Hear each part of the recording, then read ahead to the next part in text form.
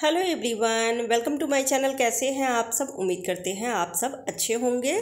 तो हमेशा की तरह आज मैं कई सारे यूज़फुल टिप्स लेकर आई हूं जो आपकी डेली की लाइफ को बहुत आसान बना देगी। छोटे छोटे टिप्स अगर हमें पता होते हैं तो घर के काम आसानी से हो जाते हैं, साथ साथ समय और पैसे की भी बचत होती है, हम कई सारे मुश्किलों से बच जाते हैं। तो कई सारे यूज़फुल टिप्स लेकर आई हूँ। प्लीज़ वीडियो को पूरा देखिएगा, अच्छी लगे तो लाइक एंड शेयर कर दीजिएगा। चैनल पर पहली बार आए हैं तो सब्सक्राइब करके बेल आइकन जरूर प्रेस कर दीजिएगा। आज का पहला टिप्स है गैस की पाइप को लेकर। गैस तो हम सभी यूज़ करते ही हैं, खाना बनाते हैं, पर उसकी पाइप का भी हमें ध्यान रखना पड़ता है क्योंकि कई बार होता है ना कि बहुत ज़्यादा पुराना हो जाता है पाइप, तो कई जगह से क्रैक हो जाती है, वहाँ से गैस लीक भी हो सकती है। और अगर गैस लीकेज हो रही है तो कोई बड़ी दुर्घटना भी हो सकती है। तो अगर अचानक से आपको पता चला कि गैस यहाँ से लीक हो रही है या गैस की पाइप जो है वो क्रैक है वहाँ से, यानी कि हल्का सा भी कटा फटा आपको अगर दिख रहा है, तो इमरजेंसी में आप क्या करें, सेलो टेप ले लें और टेप को अच्छे से कई बार उसमें लपेट दें, जिससे कि इमरजेंसी में आप खाना बना सके, काम कर सके। उसके बाद जितनी जल्दी हो सके गैस की पाइप को चेंज कर दें, क्योंकि ये बहुत ज़्यादा रिस्की होता है और ज़रा सी लापरवाही जो है ये बहुत बड़े खतरे का रूप ले सकती है। तो इसके मामले में ज़रा सी भी लापरवाही ना करें। लेकिन हाँ, इमरजेंसी में जैसे खाना बनाना है तो वहाँ से गैस अगर लीक हो रही है तो इस तरह से सेलो टेप लगा दें। गैस स्टोव पे जब हम खाना बनाते हैं तो खाना बनाते समय थोड़ा बहुत तेल, घी या फिर दाल बनाए, कढ़ी बनाए तो इस तरह से गिर जाती है, जो कि बहुत ही गंदा हो जाता है और इसको क्लीन करना काफ़ी मुश्किल रहता है। खासकर जो कढ़ी बना रहे हैं, तड़के लगा रहे हैं, तो इस तरह से जब कढ़ी का बैटर गिर जाती है ना तो ये बहुत अच्छे से चिपक जाती है, फिर आसानी से क्लीन नहीं होती है। गैस जब हम सब्ज़ी मसाले छौंकते हैं तो गैस स्टोव के बैक साइड पे भी दीवार पे या फिर टाइल्स पे लग जाती है, तो इसको क्लीन करने के लिए बहुत ही आसान तरीका बता रही हूँ। आप ले ले आधा चम्मच या 1 चम्मच जितना नमक और उसको सारी गैस पे स्प्रिंकल कर दे इस तरह से।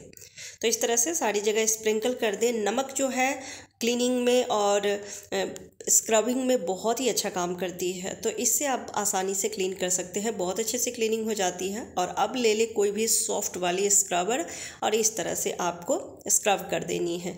एक सिर्फ नमक से आप देखेंगे और कुछ भी लेने की ज़रूरत नहीं है, सिर्फ नमक से जितने भी तेल की जो चिकनाई है और जो भी खाने पीने की चीज़ें जो गैस पे गिर चुकी है वो बहुत अच्छे से क्लीनिंग हो जाती है, वो भी कुछ ही मिनटों में एकदम गैस स्टोव चमक जाएगी। तो मैं क्लीन करके आपको दिखाती हूँ। और इस तरह से नमक से स्क्रबिंग करते हैं ना तो जो भी बैटर गिर गया था वो सब अच्छे से निकल भी जाती है, वरना गैस स्टोव पे ऐसे तो इतनी हार्डली चिपक जाती है कि वो आसानी से निकलती नहीं है। तो मैं इसको पोंछ लेती हूँ कपड़े से। पहले सूखे कपड़े से पोंछ ले, उसके बाद हल्का सा गीले कपड़े से पोंछ के और फिर इसको इस तरह से क्लीन कर ले। देख सकते हैं गैस स्टोव कितने अच्छे से क्लीन हो गई है, चमक गई है। कोई डिटर्जेंट, साबुन या कुछ भी हमने यूज़ नहीं किया है, सिर्फ नमक से क्लीन की हूँ और कितने अच्छे से ये क्लीन हो गई है। बहुत ही आसान तरीका है। इस तरह से जब भी आपको खाने पीने की चीज़ें गैस स्टोव पर गिर जाती है तो आसानी से नमक से क्लीन कर सकते हैं। उम्मीद करती हूँ आपको ये टिप्स पसंद आई होगी। वॉश बेसिन तो हम सभी यूज़ करते ही है, हाथ धोते हैं, ब्रश करते हैं, इसकी भी क्लीनिंग समय समय पे करनी होती है। तो कई बार होता है कि हम अगर 1-2 दिन साफ़ नहीं किए हैं तो जो वाइट वाली जो वॉश बेसिन होती है ना वो बहुत जल्दी गंदे हो जाते हैं। तो इसको क्लीन करने के लिए कई बार हार्पिक का भी यूज़ कर लेते हैं, पर यहाँ पे एक गलती कई लोग कर देते हैं कि हार्पिक से जो नल है, टैब है, उसको भी क्लीन कर देते हैं, जबकि ये गलती कभी नहीं करना चाहिए क्योंकि ये स्टील की होती है और इस पर अगर हम हार्पिक यूज़ करते हैं तो ये फिर काले हो जाते हैं, दाग लग जाती है इस पर, ये बहुत ही बुरा दिखता है। तो ऐसी गलती ना करें। जब भी आप हार्पिक से वॉश बेसिन को क्लीन कर रहे हैं तो सिर्फ वॉश बेसिन को ही क्लीन करें। नल को साफ़ करने के लिए आप ले लें नमक और नींबू। अगर नींबू नहीं है तो जैसे होता है ना, नमक सिर्फ नमक लेके भी आप स्क्रब कर सकते हैं इससे, लेकिन अगर नींबू का सिर्फ छिलका भी है तो वो भी आप ले लें। इससे ना स्क्रबिंग में बहुत ज़्यादा हेल्प मिलती है और नींबू के छिलके में भी थोड़ी सी खटास रहती है, तो उससे बहुत अच्छे से इसकी क्लीनिंग हो जाती है। तो मैं आधी चम्मच जितना नमक ली थी और नींबू में अब लगा के इस तरह से मैं क्लीन कर देती हूँ। इस तरह से टैप जो है बहुत अच्छे से क्लीन हो जाती है, चमक जाती है और कुछ भी लेने की ज़रूरत नहीं है। आप चाहे तो थोड़ा सा पेस्ट, कोलगेट पेस्ट ले सकते हैं, नहीं तो सिर्फ नमक से भी अच्छे से क्लीनिंग हो जाती है। तो मैं नल को क्लीन कर ली हूँ और अब ब्रश की सहायता से मैं वॉश बेसिन को क्लीन कर लूँगी और फिर जो नींबू का छिलका बचा है उससे हम एक बार इसको अच्छे से साफ़ कर देंगे, जिससे कि ये और बढ़िया से क्लीन हो जाए। और फिर मैं इसको धो के और फिर आपको दिखाती हूँ कि कितने अच्छे से ये साफ़ हो जाती है। कुछ ही मिनट लगते हैं पर आसानी से क्लीन हो जाती है। तो जब भी आप वॉश बेसिन को क्लीन करें तो ध्यान रखें कि हार्पिक बिल्कुल भी नल पे ना डालें, नहीं तो वो ख़राब हो जाएगा, देखने में अच्छा नहीं लगेगा। तो अब इसे पानी से अच्छे से धो दी हूँ, तो देख सकते हैं कितने अच्छे से साफ़ हो गई है और नल भी बहुत अच्छे से साफ़ हो गई है, वो भी सिर्फ नमक से। तो ये बहुत ही आसान तरीका है, इस ट्रिक से आप अपने वॉश बेसिन को साफ़ कर सकते हैं। उम्मीद करती हूँ आपको ये टिप्स पसंद आई होगी। अगला टिप्स है स्लीपर को लेकर। स्लीपर तो हम सभी पहनते ही हैं, जब नया लेकर आते हैं तब तो इसको पहनने में अच्छा रहता है और रिस्क भी नहीं रहता है, क्योंकि इसमें इस तरह के सोल बनाए रहते हैं जो कि हमें गिरने नहीं देता है, पैर स्लिप नहीं होती है। लेकिन यही स्लीपर जब पुरानी हो जाती है, घिस जाती है, तब इसको पहनने में काफ़ी रिस्क रहता है और डर भी लगा रहता है। कई बार पैर स्लिप हो जाती है, चाहे पानी गिरा हो, पानी पे पैर पड़े या फिर ऐसे सूखे में भी स्लिप करती है, क्योंकि ये बहुत ज़्यादा चिकना हो जाता है यहाँ से। इस वजह से चप्पल तो अच्छी रहती है, देख सकते हैं बिल्कुल भी ख़राब नहीं होती है, लेकिन कई बार इस तरह के जो सोल है उसका तो वो चिकने हो जाते हैं, प्लेन हो जाते हैं, तो जिस वजह से काफ़ी डर लगा रहता है। खासकर अगर बाथरूम में यूज़ कर रहे हैं, इसको पहन के जा रहे हैं, तब तो हमेशा ही एक डर बना रहता है कि कहीं गिर ना जाए।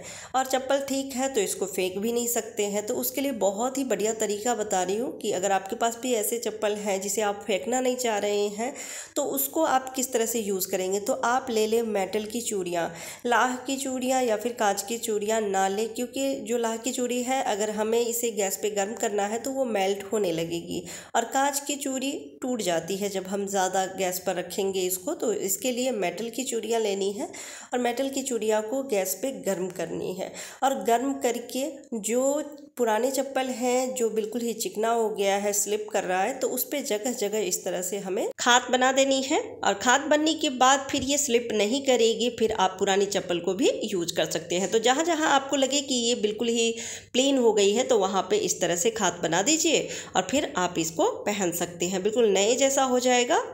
तो पुराने चप्पल को भी इस ट्रिक से आप पहन सकते हैं। बहुत ही बढ़िया ट्रिक है, आपको पसंद आई होगी। अगला जो टिप्स है वो है बॉटल को लेकर। तेल की बॉटल तो हम सभी रखते ही है घर में, कई बार हम जो बॉटल खरीद कर लेकर आते हैं उसी का यूज़ कर लेते हैं, हमारे पास एक्स्ट्रा नहीं होता है या फिर नहीं रखते हैं। पर प्रॉब्लम ये होती है कि जब भी हम इस तरह के डब्बों का यूज़ करते हैं तो तेल जब भी निकालते हैं ना, तो हल्का हल्का तेल रिसते हुए उसके तले में जाती है, फिर जहाँ पर भी हम डब्बे को रखते हैं वहाँ पर आप देखेंगे तेल लग जाती है, जो कि देखने में अच्छा नहीं लगता है। क्लीन करें तो उस कपड़े को भी हमें फिर अलग से साफ़ करना होता है, क्योंकि एक चिपचिपाहट सी हो जाती है, ऑयली हो जाती है। तो उसके लिए बहुत ही आसान तरीका बता रही हूँ। आप ले लें टिश्यू पेपर, 1 या 2 टिश्यू पेपर ले लें और इस तरह से 2 बार फोल्ड करके उसको कट कर दें और उस बॉटल में आप पहना दें। अगर 1 लीटर वाली बॉटल है तो उसमें थोड़ा सा ही कट कीजिएगा, ये 2 लीटर वाली है तो इसका मुंह थोड़ा सा बड़ा है तो इसलिए मैं ज़्यादा कट की हूँ, और आप टिश्यू पेपर को पहना दीजिए।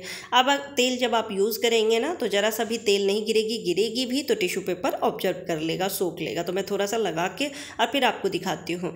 फिर जब टिश्यू पेपर ज़्यादा गंदा हो जाए, ऑयली हो जाए, तो इसको निकाल के फेंक दीजिए, फिर दूसरा आप लगा लीजिए। तो इस तरह से आपके काम नहीं बढ़ेंगे और जहाँ पर भी आप इस डब्बे को रखते हैं वहाँ पर भी क्लीनिंग रहेगी, साफ़ रहेगी, तो इससे आपके काम नहीं बढ़ेंगे। उम्मीद करती हूँ आपको आज के सारे टिप्स पसंद आए होंगे। पसंद आती है तो प्लीज़ वीडियो को लाइक एंड शेयर कर दीजिएगा। Bye bye, take care.